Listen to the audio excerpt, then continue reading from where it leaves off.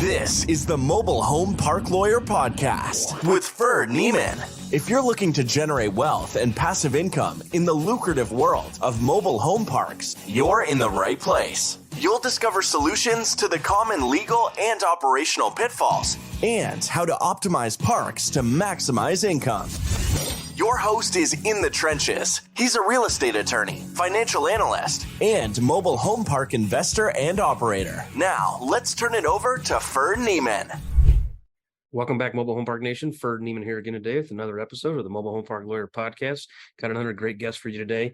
He's got an interesting perspective. He still has a full-time W-2 job, Fortune 30 company. He'll tell us more about that, but he's been able to build his mobile home park portfolio at the same time. So have a unique perspective. Please help me welcome my guest, Shawn Dwyer. Shawn, thanks for coming on, man.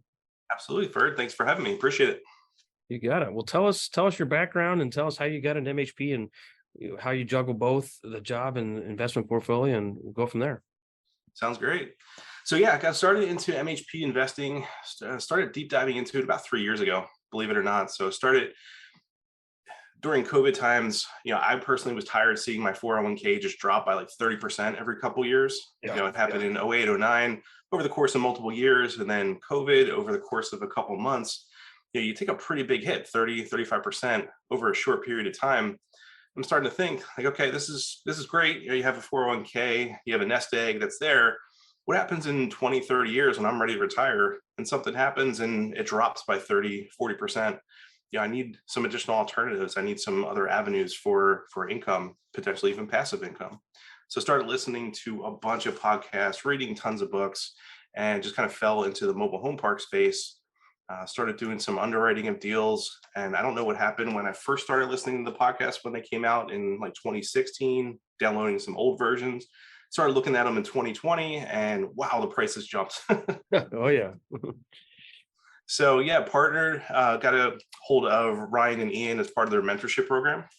So started doing that. They started setting me up with how to do cold calls, how to set up lists, how to do cold calling, direct mail marketing, meeting with owners, meeting with brokers, and just trying to get into the industry with that. So that's how I broke into it. It took a long time. It took over a year from initial deciding to get into mobile home park investing to actually closing on my first. Yeah, your story is not unlike a lot of others where, it's not easy to jump in. And I'll be curious here in a minute to hear your perspective on the passive versus active piece, because I know for me, I thought it was a passive investing. And there's some parks there's some parks you can operate in 4 hours a week, but there are certainly some that you need to operate considerably more, and even more than you can handle yourself. You need to have a team. So different perspective, depending on the individual park. Each one is its own animal. So when you jumped in the space, did you have a specific type you were looking for? I mean, by the nature of having a regular full-time job, did you specifically pursue a park without park-owned homes or without vacancy? Or tell us about that analysis. Sure. So when you're looking, at least when I was looking at it, tenant-owned homes, park-owned homes, your park-owned homes are going to get a little bit more beat up. So I was looking more tenant-based, so that way I'm not dealing with the day-to-day water, sewer issues within the home, roof issues, leak issues. I don't have time to deal with that. So yeah, for me, it helped out with just narrowing the focus in the parks and communities that I was interested in. So looking ideally, if it's close to me outside of Philadelphia here, anywhere between 50 to 200, 250 lots is ideally what I would be looking for. Small value add, doing rent increases, either developing some additional land, moving in some homes to sell off the tenants.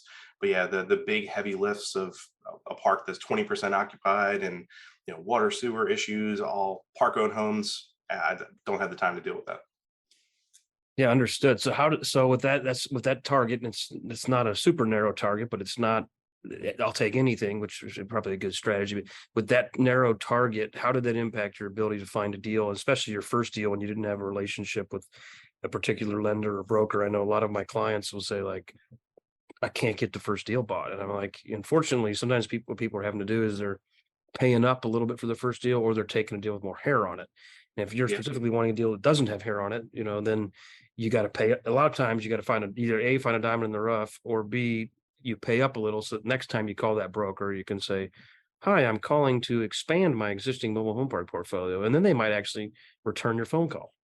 Yeah. How was that experience for you? Yeah, so for me, a lot of the broker listings are great, but they just don't really pencil out for the returns that I'd be looking for or to give to my friends and family. So for me, it was just building that off-market database, calling, cold calling, direct mail marketing, existing owners and operators, and just building that relationship over time. It's not done overnight.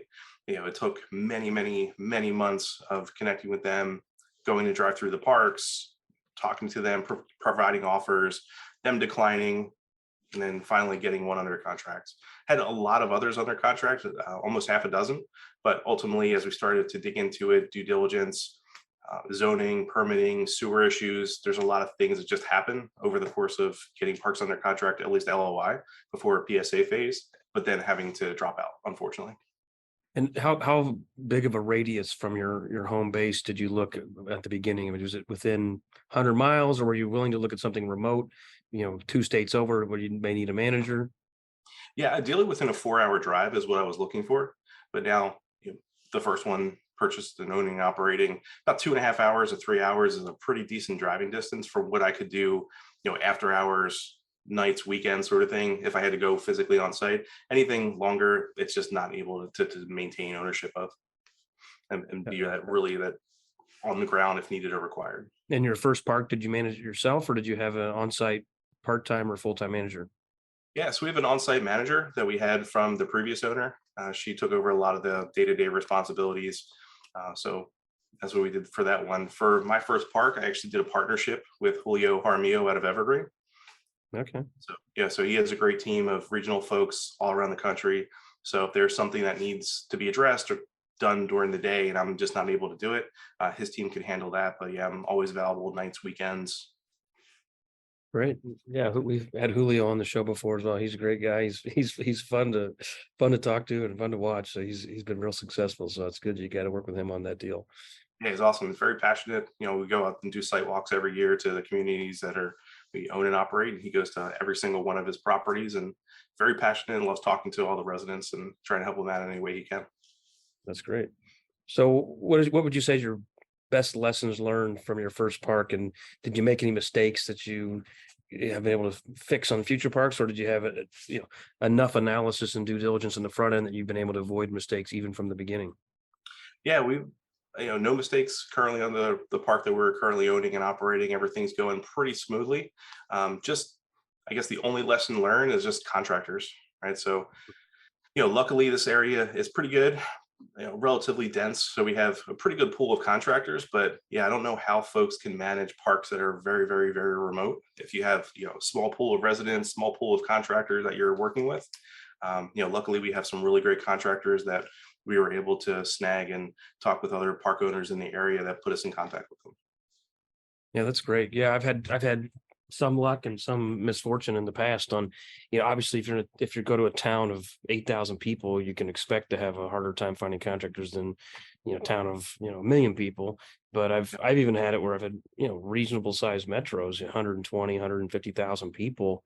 And depending on that part of the country, it's like you can't find people who want to work, or you can't find people who want to work at even a sensible price. And I've even had it where it's like these are professional contractors.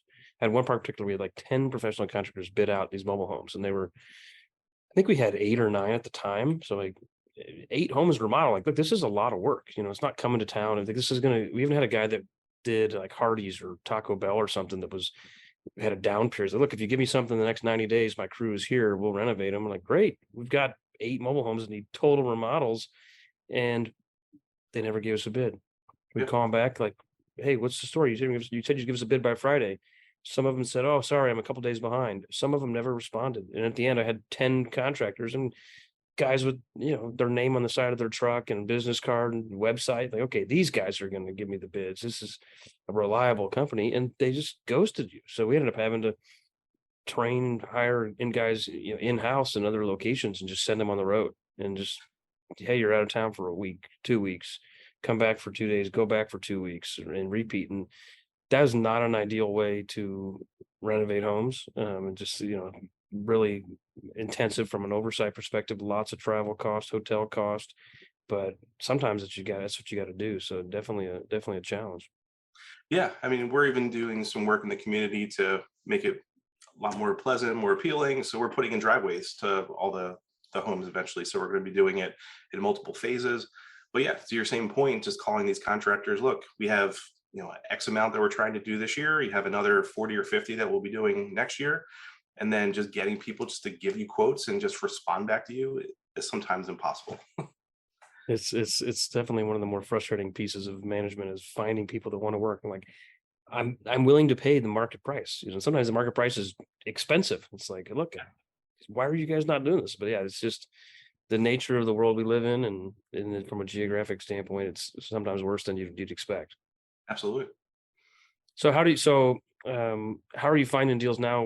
What's this current market doing for you? Are you able to find sellers that are still motivated to sell, or people in your market still wanting the price from 2021 and you can't come to terms because you don't have 2021 interest rates? Yeah. So when connecting with mom and pop owners, yeah, it's the same. They've heard, last couple of years of what their park's worth, and they're kind of holding out for that number and that price. Even if I'll just do basic math with them and say, here's what you're telling me you bring in, here's what I would have to pay for a brand new interest rate at that price. Like your park I would be underwater. So they're like, yep, don't care. That's the price I want. That's how it goes. Like, well, you approached me. I wasn't going to sell. If you want to pay my price, then I'll sell. And it's frustrating. So what percentage of sellers are you seeing that are open to discussion versus, unwilling to discuss at all, and then are just completely unreasonable? And have you found any ways to bridge that gap, seller finance or anything else? Yeah, not yet. So most of the owners, they typically just want to sell. They don't want to finance it over the course of time, at least the ones that I've met and I've talked to. So I ideally would love to get some bridge the gap from what they're currently operating today, and then ultimately with the sales price that they want, and we could refinance into. But yeah, still just some lofty goals and objectives from existing mom and pop owners. Yeah, and a lot of people when they get started, they do similar tactics as far as trying to contact mom and pop directly. Um, Out of every 10 you talk to, how many of them are you the first person that actually has reached them versus have they already heard a price from me and the next 9 guys? Yeah, so all of them, let me think. A lot of what I got is stop calling me. I wish people would just leave me alone. No, I'm not interested in selling. I'm leaving to my kids. So they get called all the time. Yeah, that's kind of been my experience. I feel like the guys that you can reach and you can find, everybody else has already found too. And you just got to get lucky. I mean, we bought a deal in St. Louis one time that we just reached out to the guy. He answered, he gave us a reasonable price. We said okay. We closed the deal, and then we posted about the deal on LinkedIn after we closed it, and like 10 people said, "Oh my gosh, I've been bugging that guy." And a couple people were offering a bigger price. A couple people couldn't get a price out of him. And in hindsight, it was a relatively low price. It was a really good deal for us. But apparently the day we called, it wasn't like we sweet talked him. The day we called, he's like, "Yeah, I think I'd sell." And somebody else called him, maybe not the day before, but 3 months before. So you just don't ever know. Yeah. I had one recently that I followed up with. It just hit me one day. I was like, we never called that person back, and I should have. We had an LOI with them, and I want to say it was like 850,000, and the park was a bargain. So I mean, I would have easily paid over $1 million for it, but that was the price they asked for. Like, oh, I bought it for 750 10 years ago, so I want to make some money. I'll take 850. We're like, yeah, we can make that work.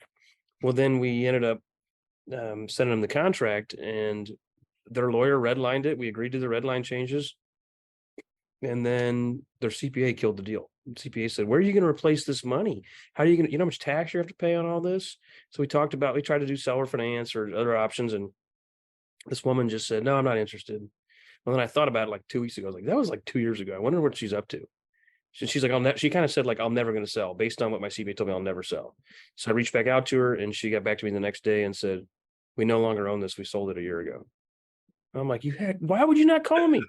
I'm like, "How much did you sell it for?" I'm just like, oh, so it just, proves to me again, like you got to follow up, you got to stay on it. And somebody else called her on a luckier day than I did. And I called on a bad day and somebody else called on a better day.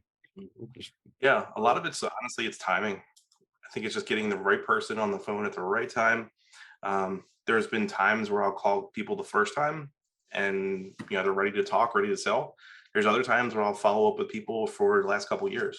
and they're probably going to leave it to their kids, but I'll still follow up with them. They're great people to talk to. So yeah, it's a numbers game, it seems like. Yeah, it's a combination of effort, numbers, luck, build relationship, all that.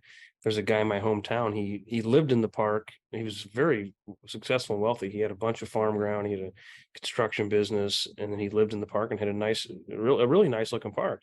He didn't focus on it that much because of his other needs and desires, I guess. But he had a rent box, and he said, put the rent in the box. And on his door it said, "Don't bug me, don't knock, don't call." And we bought the park, and we got access to the rent box. There were months and months of checks that had just been piled up in there. It's in front of his door. He didn't even take the checks out. There was a check in there for, I want to say it was 65,000. It was 35,000 for somebody had dropped him off a check for something else, for like his concrete business or something. And we got the box, and we called him like, "Hey man, you got a check in here for 65,000. He lived at this point, 45 minutes away. He goes, "Okay, next time I'm in town, I'll reach out to you." It was like a month and a half later. He's like, "You still got that check?" I'm like, "You got a $65,000 check. You're not that worried about it?" Well, anyway, this guy was really hard to reach. He was really grumpy. And I walked on site with him, and it was like, I thought it was gonna be like a 20-minute walk. And we ended up sitting outside for like 3 hours, and it was like 10 degrees outside. And we were just frozen. And he just chain smoking cigarettes right in my face, one after the other, one after the other. But we finally got the data out of him. How many of these homes are actually occupied? What's the actual rent? And my dad had been bugging this guy like every 3 to 6 months for 5 years. And I'm like, nobody's buying, nobody's getting this guy. He's not answering the phone call. So he was a mom and pa, but he had a 90 space park with concrete roads, double wides with gazebos and garages and driveways. Like, it was a really nice park. And he wasn't an economics major, so we were able to get it at a price that was really attractive to us because we weren't really competing with anybody. And I bet people have been calling him. There's not that many 50 space parks left. This was a 90 space park, plus it had storage units. All the lots were nice. I mean, it was a really nice park, and we just kept trying, and we got somewhat lucky, but somewhat effort, where nobody was getting lucky straight up calling this guy because he wouldn't even return the phone calls for his tenants. Wouldn't even cash their checks, right? So It's amazing. Yep. Good job. Yeah, thanks. What's you got any interesting stories on dealing with this seller? Anything, any way you've bonded with them that's special, or any way that they've told you to blow off that is entertaining? Yeah, no. So for this seller, again, just trying to build up rapport with this individual.